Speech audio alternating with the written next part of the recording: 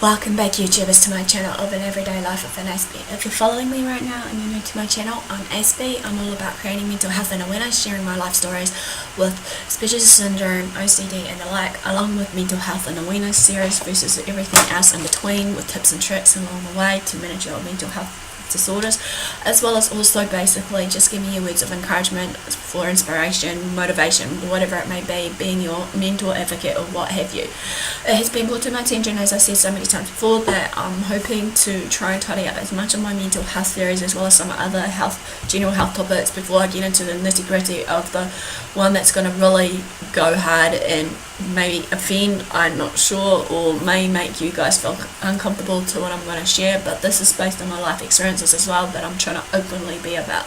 So once this is happening within the next 3 weeks, please bear in mind that it may not have happened to you, but it may have happened to someone similar, and these similar encounters of what I'm about to share with you all in that journey, but bear with me on this front.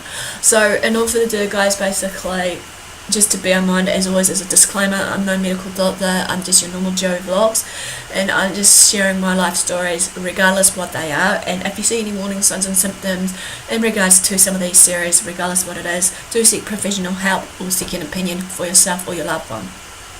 So this one's all about cystic fibrosis, and hopefully along the way we can learn something about cystic fibrosis together. And let's begin this. So the question is, many people will be asking me, what is cystic fibrosis? Well, cystic fibrosis is known as a hereditary disorder that can affect the exocrine glands. So exocrine glands are pretty much, I think from memory, the glands that are outside the body, which, or shall we say, the glands that actually are internally, such as your lungs obviously, or in your other organs like your kidneys and all that. I could be wrong, I need to maybe look that up, so bear with me on that. So let's do that now if I have to, basically, before I lose track of time. So like exocrine glands basically are glands that secrete products into ducts. They are the counterparts to the endocrine glands, which secretes sweat glands, salivary glands, mammary glands, and many glands of the digestive system, obviously. So yeah, it causes the production of abnormally thick mucus, leading to the blockage of the pancreatic ducts, intestines and bronchi, and often resulting in respiratory infection. This is a disease that changes how body makes mucus and sweat. However, this will affect how well our lungs, digestive system, and some other body parts works together.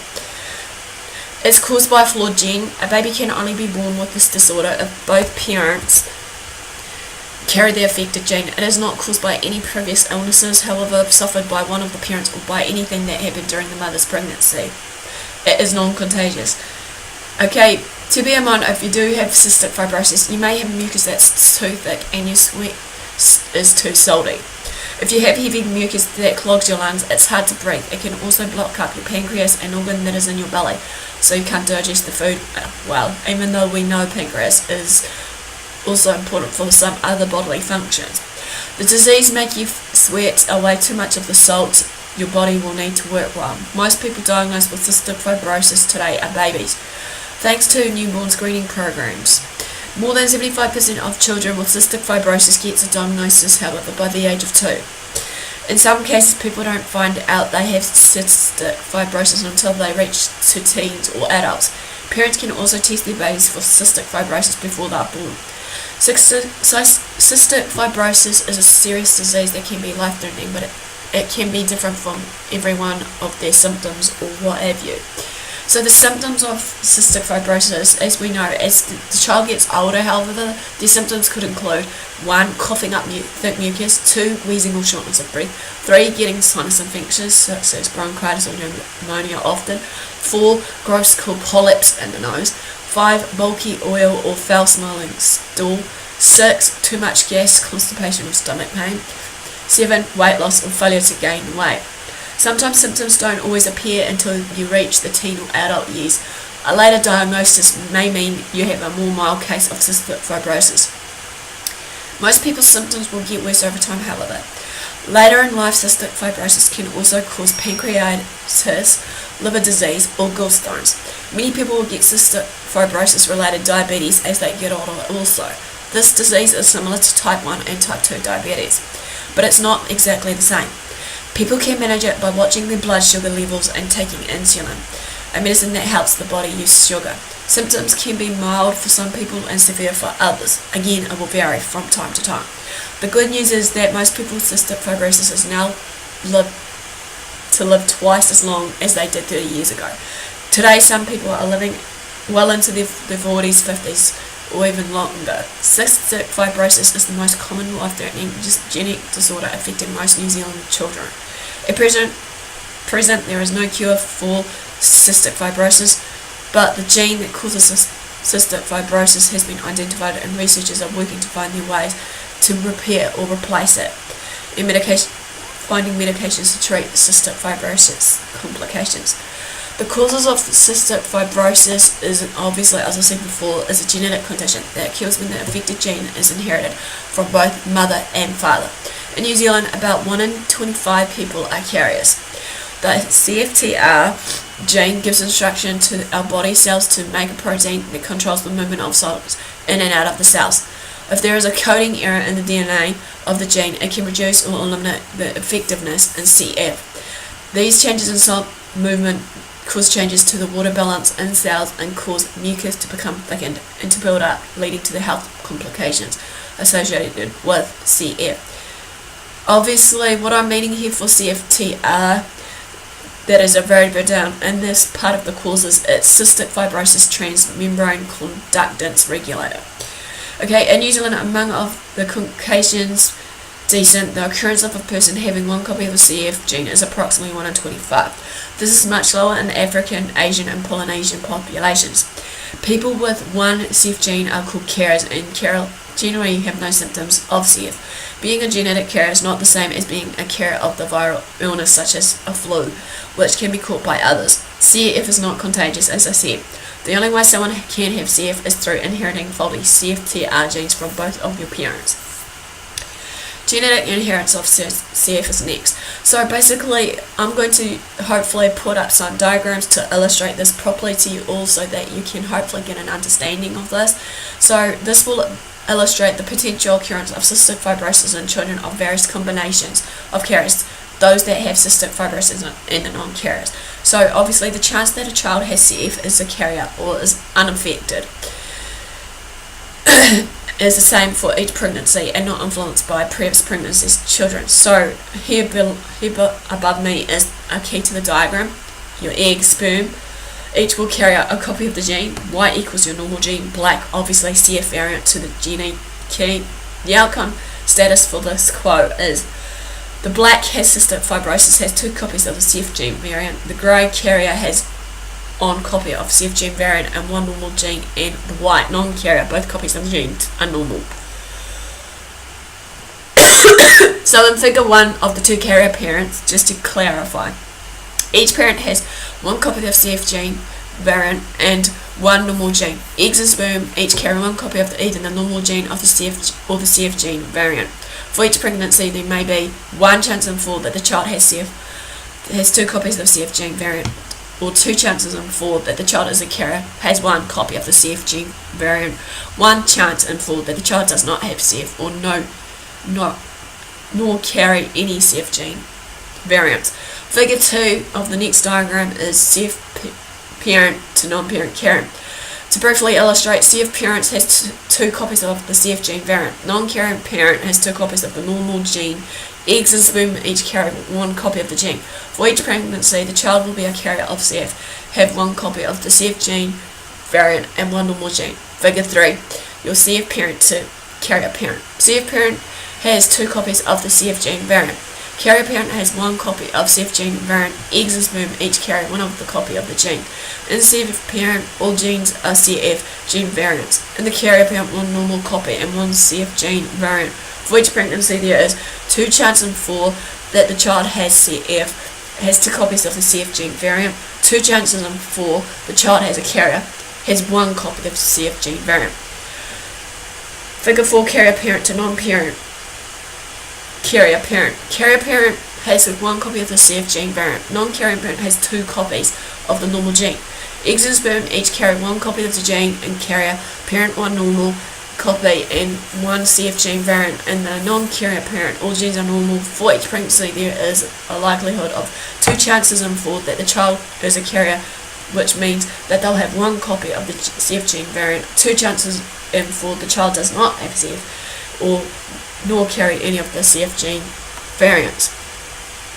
To get a diagnosis for CF, as we know, is important for many of us to get a diagnosis for any mental health disorder or just general, health disorders that comes about. It's also important for getting a diagnosis for cystic fibrosis early so we can treat the symptoms and avoid the problems that will exist and arise in this form of time.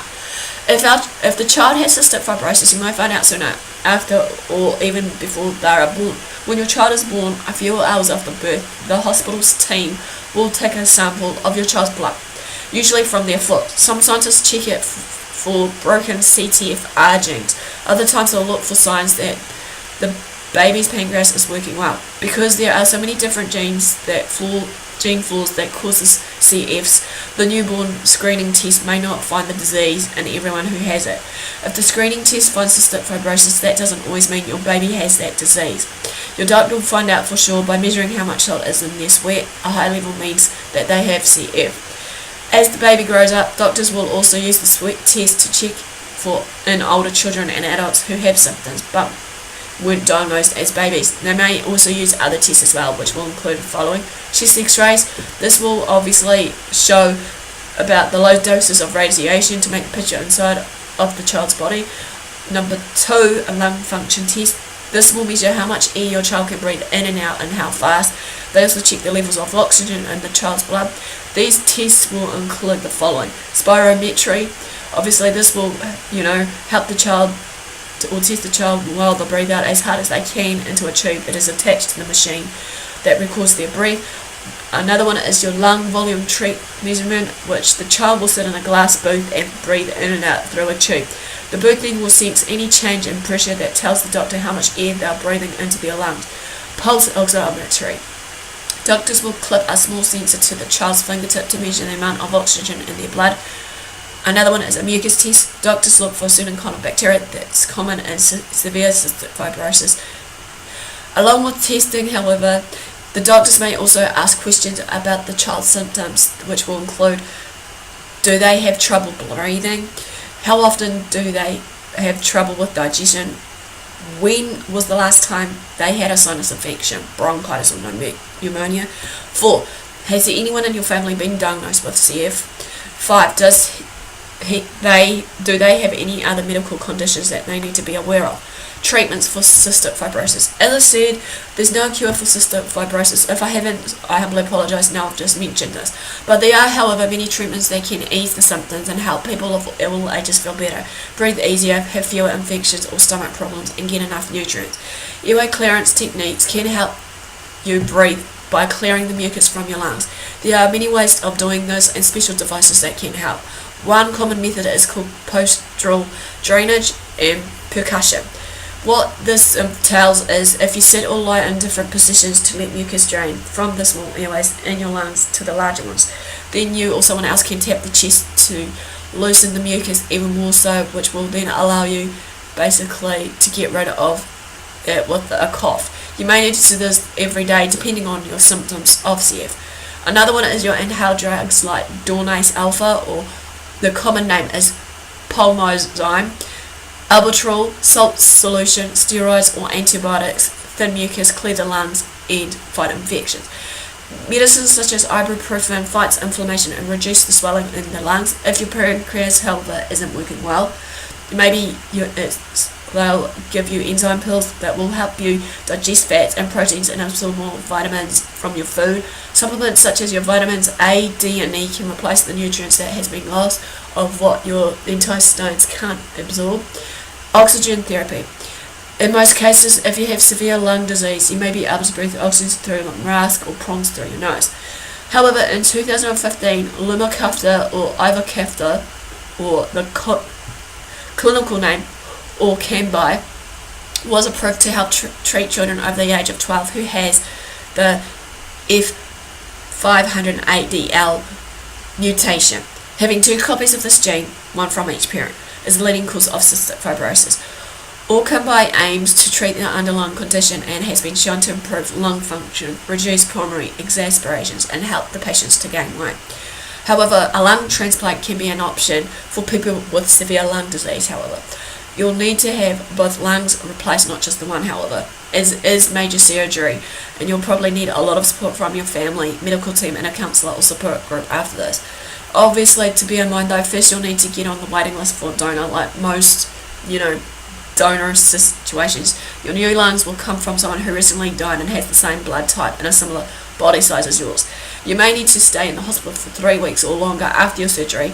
It could be many more months, however, before you can return to your regular lifestyle. After your transplant, you will need to take drugs that prevent your body from rejecting these new lungs. Scientists also believe or are now looking for ways to treat CF in clinical trials. These trials are new drugs to see if they are safe and they are deemed to work. They often are ways for people to try new medications that isn't available to everyone. You may need to talk it out with your doctor, as always, and the doctor can tell you if any of these trials that has been tested, is well good for you or the child that has CF. Taking care of yourself or your child.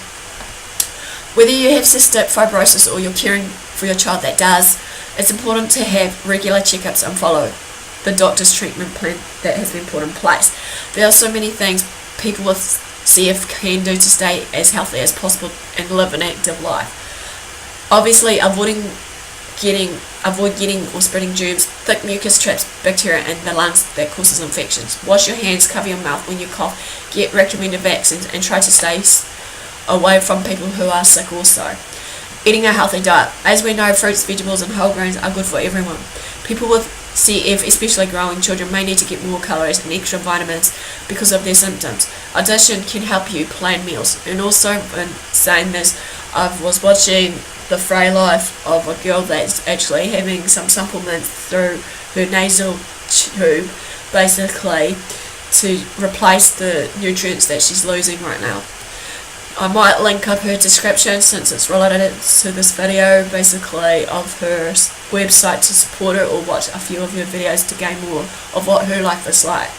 So another one while taking care of yourself is don't smoke. Smoking or being around smoke damages the lungs and makes it even harder for you to breathe.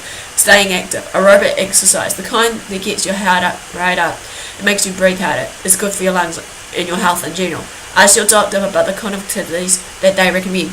If you sweat a lot during your workout, you may need to get extra salt in your diet. And last but not least, maybe, is you're travelling with CF. Travel suitcase. So you've got itchy feet, you want to see the world, right? Or you just want to travel and go out places. There are a few restrictions, however, on people with CF travelling. But it does take some serious planning and forethought to bear in mind. Things to think about while you're making plans about it is 1. Climate. There is no specific climate best suited for people with CF, but be aware that any change in climate could affect the lung function. To note though, tropical conditions in northern Australia and southern Asia are known to have a bacteria that is very detrimental to a CF person's health. Burkholderis, pseudomonas malariasis. Travel to these areas should be avoided during the wet monsoon season. Basically. Another one is the terrain of places. Obviously, consider the ability to get around, especially in hilly or rough terrain. Altitude can also vastly affect the level of oxygen and therefore your lung infection. Another one is accommodation. Are the facilities available for you to do your treatments? Here say electricity, refrigeration, and all it works. Flights. Although aeroplane cabins are pressurized to compensate for high altitude, the oxygen concentration is lower than at ground level. Talk to the CF team of yours to see if this deoxygenation will cause a problem for you. You may need to consider taking an oxygen supply on your plane. If you need oxygen, your CF team have the contacts to assist you with these arrangements, but remember to have all the qualifying paperwork and approvals prior to arriving at the airport, or they won't let you fly. All airlines have different policies, so check with your airline with what they require.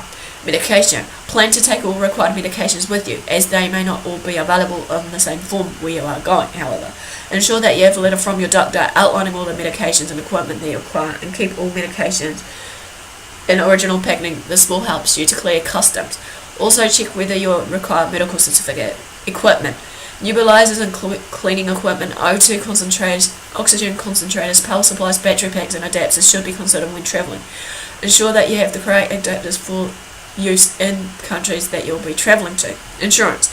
Most insurance companies will not cover cystic fibrosis complications, as they are considered pre-existing conditions, but you should have insurance coverage for other mishaps such as lost luggage and travel disruptions. Some of the members have success arranging for travel insurance to the US by the travel insurance brokers.